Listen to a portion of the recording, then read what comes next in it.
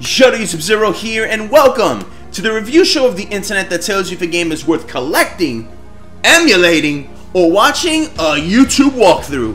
And as a celebration to the first episode, I'm kicking this thing off with a focus on Marvel games on the PlayStation 1. Let's do this. I grew up in the 90s, and comic book talk was definitely one of the many conversations to have in the schoolyard. X-Men, Spider-Man, Hulk, all of today's iconic heroes were just as iconic back in the day. Only difference is, to see these heroes shine back then, you would either have to read a comic book, watch one of their cartoons, or play a licensed video game. Unlike today, where Marvel is considered to be the #1 highest grossing movie franchise in domestic history. Just about everyone knows who Iron Man or Thor is. But I'm not here to talk about the success of Marvel's cinematic universe, but rather talk about their past with video games. Marvel games were generally well received in the 90s. Capcom had strong ties with the license thanks to its awesome fighting games. Capcom even developed games on the Super Nintendo that tied into their fighting games, such as X-Men Mutant Apocalypse and Marvel War for the Gems. Hell, let's not forget that the Sega Genesis had a couple of great X-Men games. I would argue that it was better to be a gamer who loved comic books then than now, but the counter-argument to that would be the PlayStation 1. The PS1 was hit or miss with Marvel games.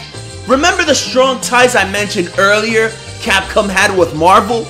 Well, the games conceived from that collaboration didn't go so well on the original PlayStation. Ports of X-Men, Marvel superheroes, along with the crossover games, struggled to run without a ton of slowdown on screen. Cut animations and missing features made these wonderful games subpar on the console. Now you're probably asking, Zero, those are just fighting games, who cares? What about good old classic action-adventure games? The Genesis, SNES, and almost every handheld had a ton of Marvel games. We're starting this 4-part review with a game based on the greatest Avenger this Earth has seen.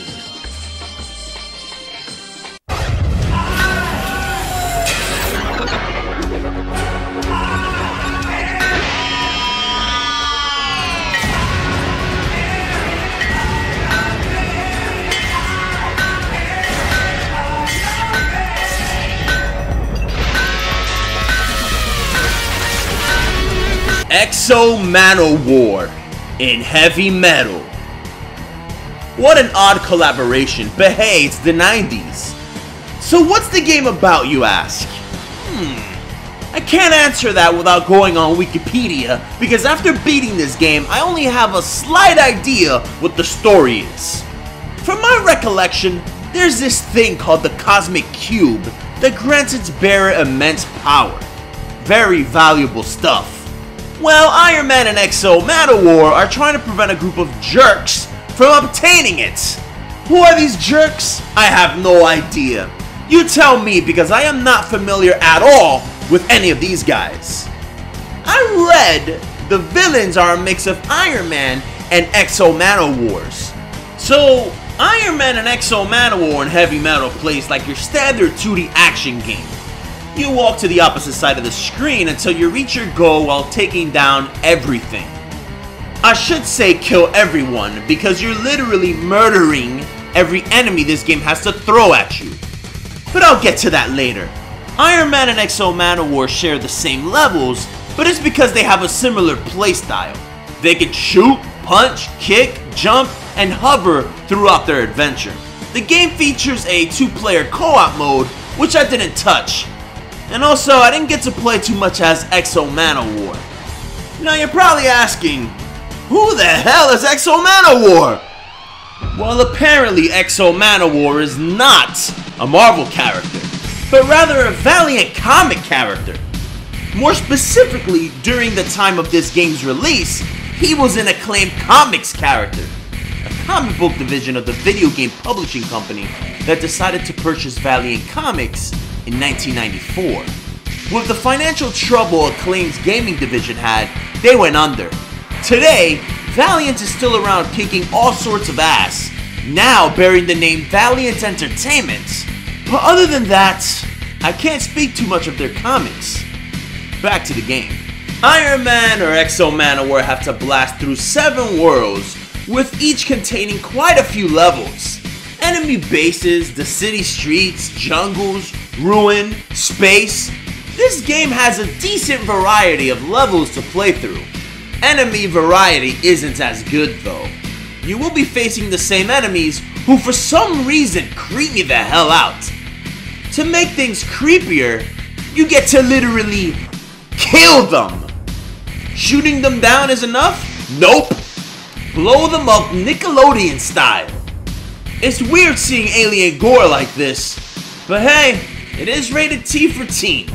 The game is as standard as it gets and shows you all of its cards within the first few levels. Yeah, you get your occasional flying level here and there which feels similar to a shoot 'em up game, but for the most part, it's somewhat of a platformer. Not a very good one, but there's sections which require you to hover from platform to platform and even solve very basic puzzles. I don't mean to complain too much, but you would think blasting through generic aliens as Iron Man would be simple, but it's not. For an Iron Man game, I honestly feel like I'm playing as the Tin Man without oil. He punches extremely slow, kicks like he's taking karate for the very first time, and he moves around like he's wearing a deep sea diving suit.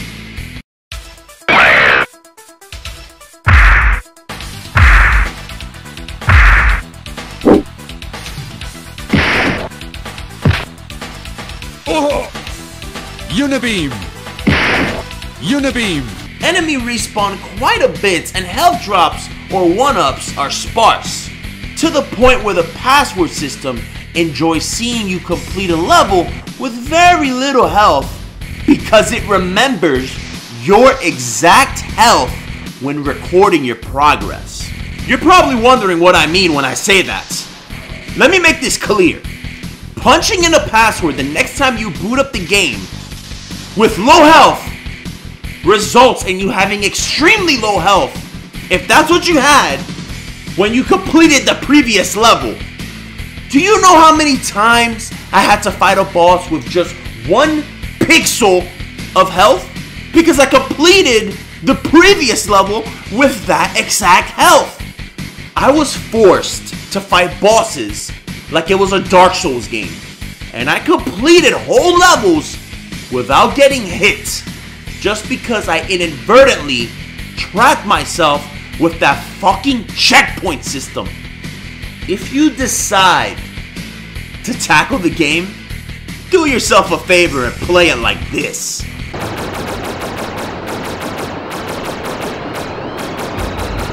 Bosses. I imagine in 2-player mode some of these can be a breeze, but in single player mode they range from fucking kill me to this has to be a joke. Some I had to defeat thanks to glitches. Speaking of glitches, some are just game breaking. And we complain about today's day 1 patches. Well, guess what? At least I don't have to deal with bullshit like this.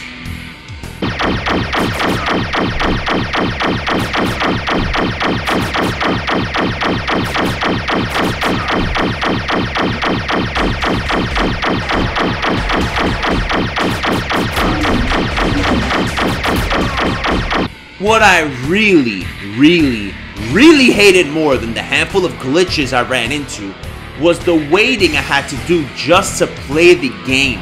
The game isn't long. I probably took maybe 6 hours to fully complete it. Remove all the loading in between levels, deaths, and password entries, and I probably played only about half of that time. Serious.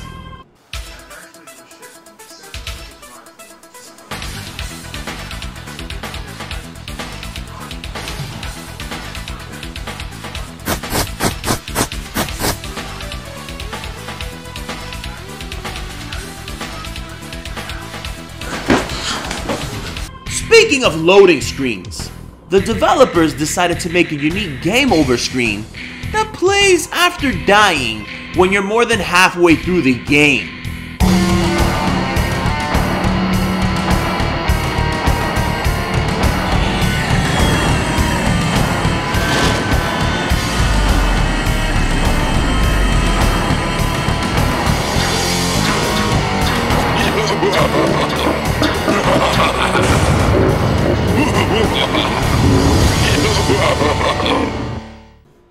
Cute, right? There's one big problem with this game over. There's probably about 2 whole worlds after this 1 minute game over screen is introduced. But even after killing the bosses that are shown in this animation, it continues to fucking play after you die. You could be up to the final boss. And if you die, guess what? I saw this game over screen about 70 times. I fought bosses that if I got hit once, guess what? And like I mentioned earlier, the loading that you have to sit through after you die is already long. But add this cutscene and credits to the mix, and you're probably gonna wait about 3 to 4 minutes until you get to play again. I have a question. Who sees this ending and goes, woohoo! I beat the game! Woohoo! No one! I think the developers were fans of the Gradius and R-Type power-up system. You know, the power-up system that punishes you for dying, making levels even harder than it actually is. Once you max out Iron Man's arsenal, do yourself a favor. Don't progress the level if you power down, because doing so will make levels 10 times harder. Oh, and bosses will laugh in your face if you decide to face off against them with less than maxed out weaponry. Now going back to the topic of dying, this game has tons of cheap deaths, especially when you're just getting used to how the game structures its levels. There was one level in New York City that has you defusing bombs. Just guess how. Just guess how you have to defuse the bombs. Just take a guess. Just go ahead and guess. I dare you. You won't guess this one. I'm serious. You really won't guess this one. By fucking shooting them. Shooting the bombs. That's how you defuse them in this game, bro. I gotta disarm the bomb! How do I do it, Jarvis? Come on, Jarvis, you gotta help me out here, Jarvis! Come on, it's taking, this time it's taking, Jarvis! Jarvis, come on, man! I was thinking, Jarvis! I don't wanna die, man! I wanna see Captain America Civil War, man! Come on, man, it's just a month away! You wanna shoot it? There it goes! What really blew my mind about defusing these bombs was how it just throws it into a level and you hear the timer of the bomb counting down. I had to reload the level about 5 times, which equal to about 15 minutes of sitting through loading screens, because I didn't realize that the bombs were in the background. Don't get me started on this ruin level, which pulled the Ninja Gaiden by throwing me down a pit due to pushback damage.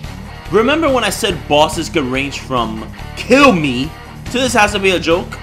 Or maybe I didn't say that exactly, but I mainly suffered these kill me moments due to not realizing how the life meter one-ups and continues work in this game. They're extremely rare. I practically beat the game on 1 continue and 1 life due to how rare they were. Oh, and the final boss was a complete joke. Speaking of final boss, fuck it, I'm just gonna show you. I'm gonna show you the ending that you're given when beating the game. You ready? You're not gonna believe this.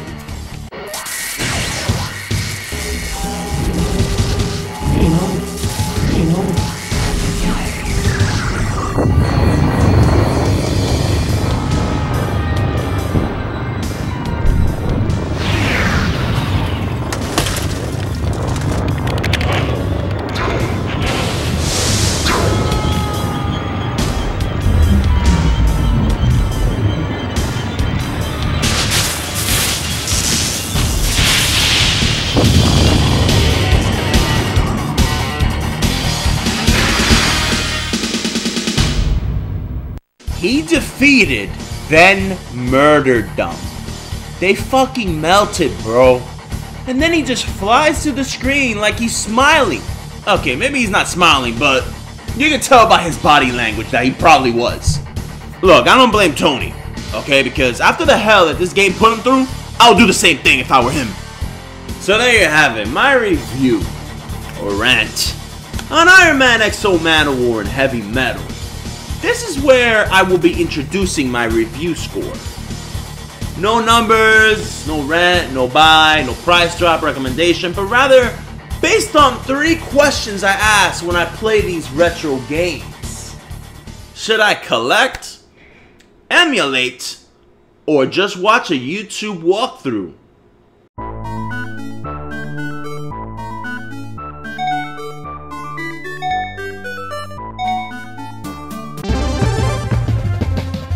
Watch a YouTube walkthrough. Iron Man XO Manowar and Heavy Metal is not fun. When playing any type of game, the goal is to have fun. As I was playing this game, I asked myself why I was wasting my life by pouring a few hours into it. That's not a sign of a good or fun game if you ask me. You could have replaced Iron Man, XO Manowar, and whoever else Marvel or Valiant licensed out for this crap with some other generic non-licensed character, and the game would literally be the same thing. The 32-bit era of gaming gave birth to a ton of garbage, and this sadly is one of them. Damn, my first review gets a lowest score already.